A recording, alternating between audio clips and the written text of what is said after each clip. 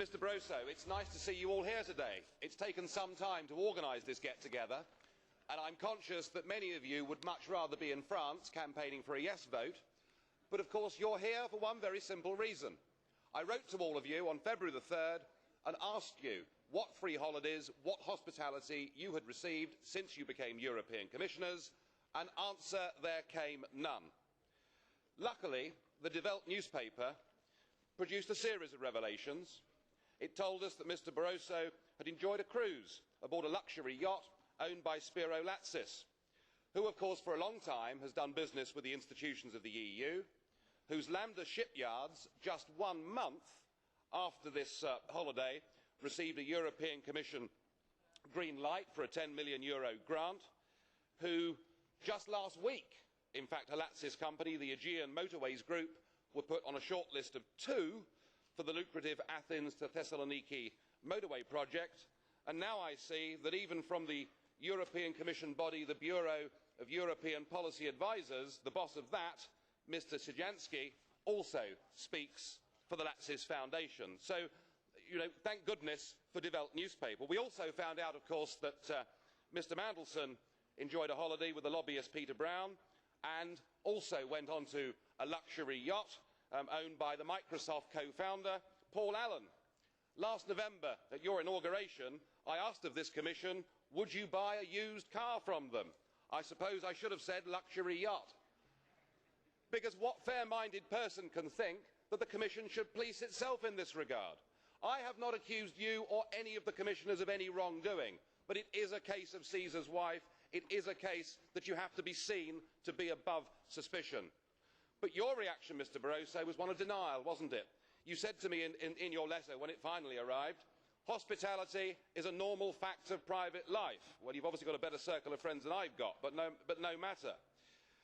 The relationship with Mr Latsis, was it really purely personal? Was there really no conflict of interests? Well, if that's the case, please tell me, why then did you resign the maritime portfolio shortly thereafter?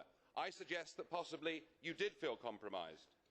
Now, I am hoping that today you are going to make some concessions. We all hope for that.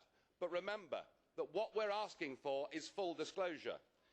As long ago as 1961, President Kennedy brought this sort of code into the White House. It can be done and it should be done. And by ignoring my simple request and by maintaining that these free holidays do not constitute a conflict of interests, I think you put yourself in an unenviable position.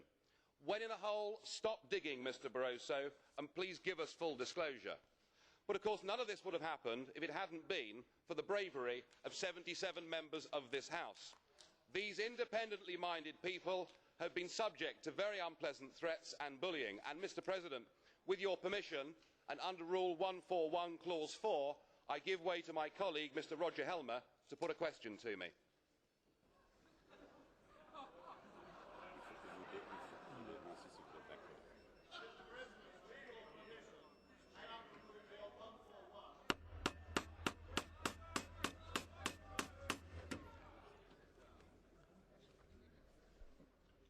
Un momento, por favor. Un momento, por favor. De momento, quien da la palabra aquí es la Presidencia.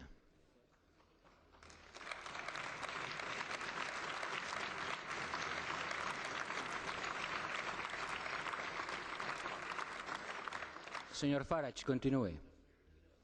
Oh, thank you, President. Nonetheless, there's been an awful lot of bullying going on, and we have the leaders of the 4 big groups who are so blinded by their belief in this European construction that they simply cannot accept any criticism, particularly criticism that they've seen coming from people like me, the dreaded Eurosceptics. Well, there are plenty of people on this list who are going to vote yes to the Constitution, who believe in the European project. It's simply a question of getting this place, this Parliament, to do its job. What is the European Parliament for? Well, it can't initiate legislation and it can't repeal legislation, but what it can do is it can hire and fire the bosses. It can hold to account the Commission, the governments of Europe, as they keep telling me. And I contend that this Parliament has failed and that it's the 4 big group leaders who really are the guilty people here. And we see it time and again. Do you remember back to November when I revealed that Commissioner Barroso had fairly recently received a conviction, a criminal conviction, for his part in an embezzlement case. What happened? I was attacked, wasn't I? I was called a hooligan. I'd behaved like a football supporter. All I'd done was tell the truth. And we've seen Mr. Schulz, haven't we? After that episode and after this episode, he says something must be done. And like the grand old Duke of York, he marches his 10,000 men up the hill and then he gets a phone call from Gerhard Schroeder and he marches them back down again.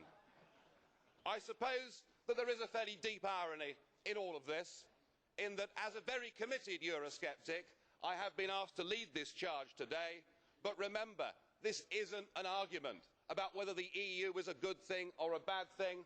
All we are asking for, all the signatories want, is we want transparency, we want proper governmental procedures, and we want the European Parliament for once to stand up and to do its job. Thank you.